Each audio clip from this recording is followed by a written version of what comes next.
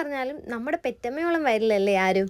എനിക്ക് വിഷുവിന് പോത്തങ്കോട് മുത്തൂറ്റ് വരെ ഒന്ന് പോകണമായിരുന്നു കേട്ടോ. അപ്പോഴത്തേക്ക് ഞാൻ വെറുതെ എങ്കിലും ഒന്ന് അമ്മയോട് ചോദിച്ചു, അമ്മ എന്താണ് വീട്ടിൽ കറിയെന്ന്. അപ്പോഴത്തേക്ക് അമ്മ പറഞ്ഞു പ്രത്യേകിച്ച് ഇന്നൊന്നുമില്ല, മീനും ഒഴിച്ചുവിട്ടാനും മാത്രമേ ഉള്ളൂ. അപ്പം ഞാൻ എങ്കിൽ വേണ്ടാന്ന്. അപ്പം അമ്മ പറഞ്ഞു ഞാനേ കഴിച്ചത് തലേദിവസത്തെ ചോറും മരിച്ചിനെയും മീനും നമ്മളിങ്ങനെ ചട്ടിയിലൊക്കെ ഇട്ടിട്ട് ഇങ്ങനെ കഴിക്കില്ലേ തലേദിവസം അതാണെന്ന്. അപ്പോൾ എനിക്ക് അമ്മ അതിങ്ങനെ വാരി തരുമ്പോൾ അത് ഈ ചട്ടിയിലൊക്കെ ഇങ്ങനെ ഇട്ടിട്ട് കുഴച്ച് തരുമ്പോൾ സത്യം പറഞ്ഞാൽ എന്തോ ഒരു പ്രത്യേകത ഒരു മധുരമാണ്. ഞാൻ അമ്മയുടെ അടുത്ത് പറഞ്ഞിട്ടുണ്ട് എന്തോ ഒരു മധുരമാണ് തരുമ്പോഴത്തേക്ക്. അമ്മയുടെ അടുത്ത് മാത്രമല്ല കേട്ടോ, ഞാനിവിടെ വിഷ്ണുവിൻ്റെ അടുത്തും പറഞ്ഞിട്ടുണ്ട് അമ്മ ഇങ്ങനെ കുഴച്ച് തരുമ്പോഴത്തേ എന്തൊരു മധുരം പോലെയാണ് തോന്നണേന്ന്. അപ്പോൾ ഞാൻ പറഞ്ഞാൽ എങ്ങനെയാണെങ്കിൽ അത് മതിയെന്ന്. പക്ഷേ വീട്ടിലെത്തിയപ്പോഴത്തേ അമ്മ പാത്രത്തിലാണ് കേട്ടോ എടുത്തുകൊണ്ട് വന്നത്. അപ്പോൾ അത് അടിപൊളിയായിട്ട് കഴിച്ചിട്ടുണ്ടായിരുന്നു. എനിക്ക് ഭയങ്കരമായിട്ട് ഇഷ്ടപ്പെട്ടു. അപ്പോഴത്തേക്ക് അവിടെ ശകലം മാങ്ങ ഉണ്ടായിരുന്നു, ഭയങ്കര പുളിപ്പായിരുന്നു കേട്ടോ. അതുകൊണ്ട് ഞാൻ കുറച്ചേ എടുത്തുള്ളൂ. ആ എരിവൊക്കെ ഒന്ന് പോകാൻ വേണ്ടിയിട്ട് ശകലം ഉപ്പും കൂടെ ചേർത്തിട്ട് മാങ്ങയും കഴിച്ചു. അടിപൊളിയെന്ന് വെച്ചാൽ അടിപൊളി. ഇന്നത്തെ ഫുഡ് അടിപൊളിയായിരുന്നു.